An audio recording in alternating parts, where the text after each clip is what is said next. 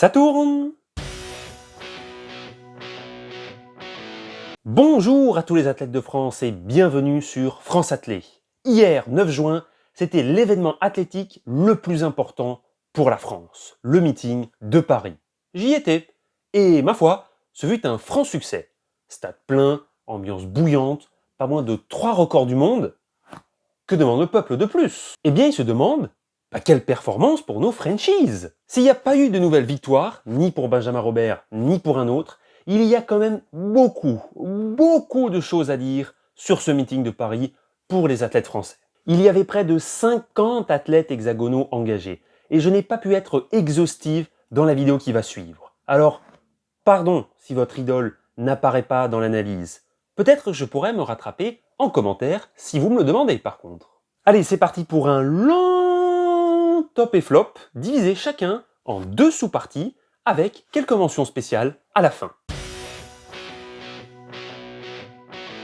Et on va commencer ce top en évoquant tous les athlètes français ayant atteint les minima pour les championnats du monde de Budapest du mois d'août. Et on commence très fort avec Jusqua Oumaté, le prodige du 110 mètres haies, a battu par 2 fois son record personnel pour le porter à 13 secondes et 9 centièmes, ce qui fait de lui le 3e performeur français de tous les temps et la 4e performance mondiale de la saison. Je sais pas vous, mais moi, pour les mondiaux, je commence à y croire. Pas vous? Et la femme forte de la soirée, c'était évidemment Margot Chevrier, qui réalise ce qui est pour moi la performance la plus sous-cotée du meeting de Paris hier soir. Elle a quand même fait 4,71 m, minima pour les mondiaux, à 4 cm du record de France, sachant qu'avec 4,71 m, on finissait à la 4e place des mondiaux 2022. Et la course aux mondiaux nous amène du côté du 400 mètres haies masculin, où nos 2 Français engagés, Wilfried Apio et Ludwig Vaillant, ont chacun validé les minima pour Budapest. 48,26 pour le premier et 48,60 pour le second, c'est la confirmation de 2 valeurs sûres de l'équipe de France, qu'on va continuer à surveiller le reste de la saison. Surtout Wilfried Apio, qui est, rappelez-vous, 4e des derniers mondiaux. Et le 800 mètres masculin, me diriez-vous. On l'attendait tous un petit peu. Il n'y a pas eu de victoire pour Benjamin Robert, qui termine à la 5e position. Mais le niveau extrêmement relevé de la course a permis à nos 3 franchises engagées de se surpasser. Sur les 10 concurrents, 6 ont battu leur record personnel. Et c'était le cas pour Benjamin Robert en 1,43,46, pour Azzedine Apps en 1,43,90 et pour Yanis Mediane en 1,44,78. Robert et Apps ont tous les deux validé leur billet pour les mondiaux, mais Apps est un spécialiste de 1500 mètres.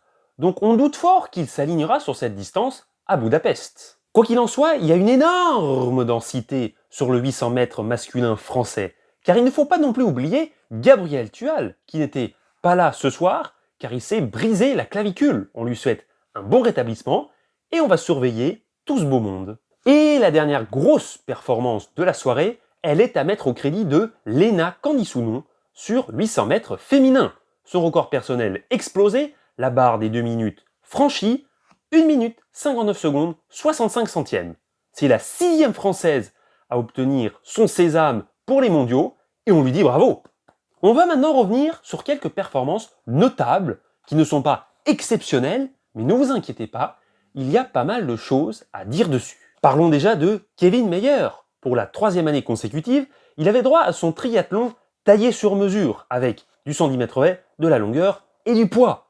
Et c'est un triathlon qu'il a évidemment remporté haut la main. Malheureusement, c'est pas vraiment une épreuve dans la Diamond League, donc ça compte pas vraiment comme une victoire française. Mais bon, allez, on prend quand même. On peut aussi parler de Willem Belocian, qui signe son meilleur temps de la saison sur 110 mètres haies en 13 secondes et 20 centièmes.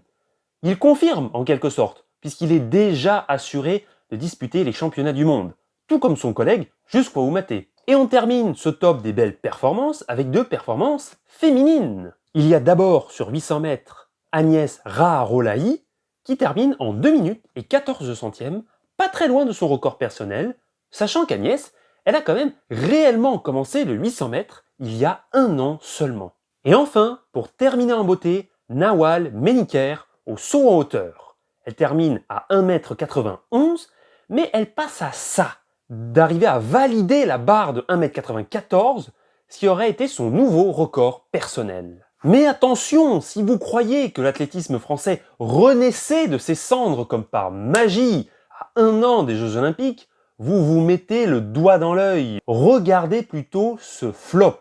Et on va commencer très fort avec tous les Frenchies ayant terminé dernier de leur épreuve.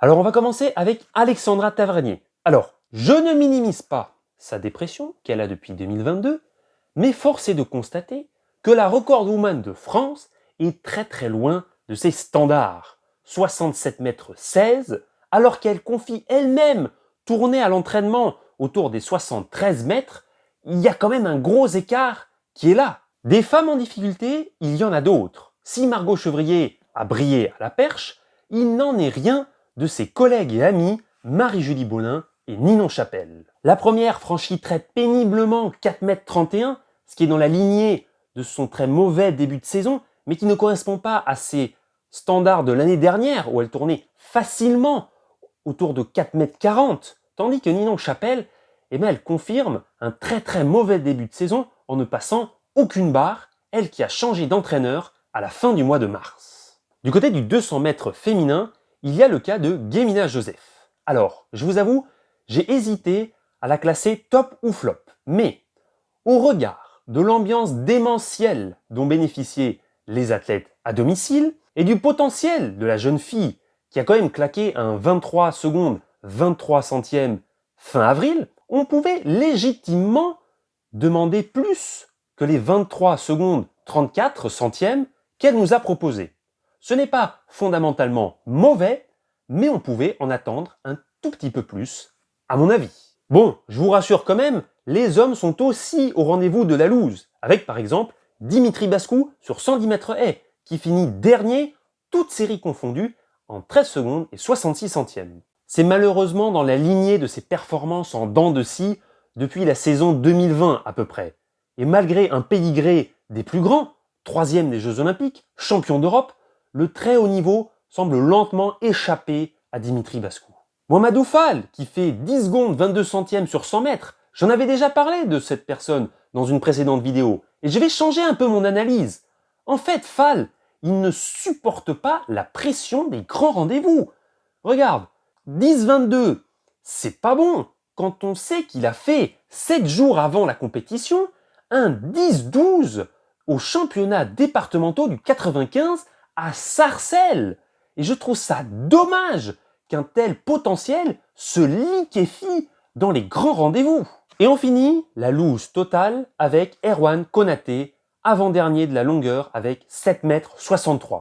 Alors, plein de gens vont dire que c'est pas dégueulasse, mais on parle quand même d'un gars qui a sauté 5 fois 7,80 m la saison dernière. Donc, je veux voir la suite. Je veux voir la suite de la saison pour ce garçon. Le débriefing touche lentement à sa fin, mais on va encore passer en revue quelques performances de cette soirée que je qualifierais de tièdes. Il y a par exemple Aurel Manga et ses 13,55 sur 110 mètres haies. Bon, certains vont dire que c'est propre, c'est défendable, mais moi je l'ai quand même trouvé un peu en deçà, vu la taille du rendez-vous. On peut aussi parler de Pascal Martino-Lagarde, qui est pas ouf sur 110 mètres haies toujours en 13,45, mais j'ai déjà donné mon analyse sur cette question dans une précédente vidéo, je vous y renvoie. On peut pas passer à côté de Mélina Robert-Michon, qui après 2 concours de très haute volée, nous sort une performance un peu moins bonne, avec un 61,91 m, dû peut-être à l'enchaînement, notamment des voyages. Il y a Jules Pommery également, qui nous sort un bel essai à 7,90, mais c'est le seul essai qu'il réussit. Ça montre quand même qu'il y a pas mal de problèmes de réglage encore. Et enfin, à la course au minima, on pouvait espérer que Djilali Bedrani se joigne à la fête, mais malheureusement, il ne fait que 8 minutes et 21 secondes sur le 3000 mètres steeple. Et on finit cette vidéo avec une pluie de mentions spéciales et dédicaces. Dédicace déjà à Hugo Hay, qui était le dernier relayeur de l'équipe numéro 1 du relais massif en pré-meeting. L'aviez-vous vu? Dédicace aussi à Étienne Daguinos, qui a tenté de s'attaquer au record de France du 2 miles, détenu depuis 1965 par Michel Jazzy. Même si t'as raté, tu mérites ton petit coup de projecteur.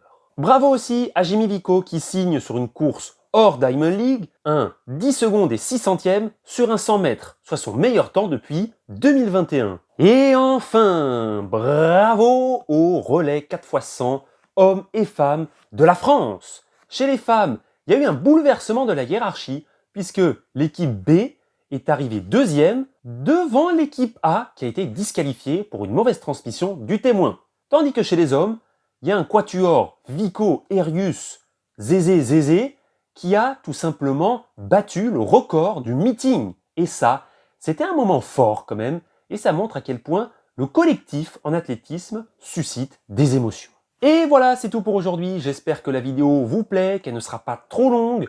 Moi, je vous retrouve très bientôt sur la chaîne pour le meeting d'Oslo. En attendant, kiffez. Ciao!